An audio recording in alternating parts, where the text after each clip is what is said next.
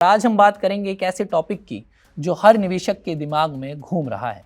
Middle east में चल रहा भयंकर युद्ध, खासकर ईरान, यूएई, अमेरिका और इजराइल के बीच का संघर्ष।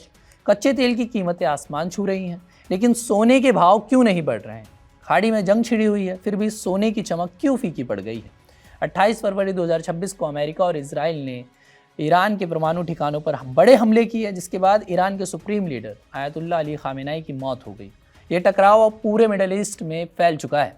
सऊदी अरब, लेबनान, इराक, यूएई तक ईरान ने जवाबी मिसाइल और ड्रोन हमले किए, जिसका नतीजा ये निकला कि स्ट्रेट ऑफ हॉर्मुज, जहां से दुनिया का 20% तेल गुजरता है, उसमें सप्लाई बाधित हो गई और कच्चा तेल यानी कि WTI क्रूड $60 से बढ़कर $100 प्रति बैरल के करीब पहुंच गया। सामान्यतः ऐसे संकट में सोना सुरक्षित निवेश के रूप में चमकता है, लेकिन इस बार कुछ अलग ही हो रहा है।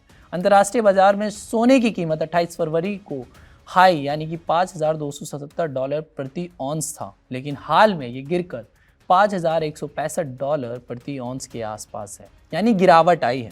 भारत में MCX पर 27 फरवरी को 1,69,880 रुपये प्रति 10 ग्राम था, जो अब 1,58,400 रुपये तक गिर चुका है। पिछले साल सोने ने 80% से ज़्यादा रिटर्न दिया था। 2025 में 50 बार से ज़्यादा ऑल टाइम हाई हुआ, लेकिन अब कंसोलिडेशन फेज में है। तो सवाल ये है कि युद्ध है, तेल महंगा है, भू राजनीतिक संकट है, फिर सोना क्यों नहीं उछल रहा? इसके 3 कारण हो सकते हैं। पहला और सबसे बड़ा जो कारण है वो मजबूत अमेरिकी डॉलर है। संकट में निवेशक डॉलर को सबसे सुरक्षित मान रहे हैं। डॉलर इंडेक्स मजबूत होने से सोने की कीमत पर दबाव पड़ता है, क्योंकि सोना डॉलर में ट्रेड होता है। जितना डॉलर मजबूत होगा उतना सोना महंगा लगता है, खरीदारी कम होती है। दूसरा जो कारण है वो ऊंची ब्याज दरें। युद्ध से तेल महंगा होने से महंगाई बढ़ गई है और महंगाई बढ़ने का खतरा और भी ज़्यादा बढ़ रहा है। फेडरल रिजर्व और अन्य सेंट्रल बैंक ब्याज दरें ऊंची रख सकते हैं या कटौती की उम्मीद कम हो गई है।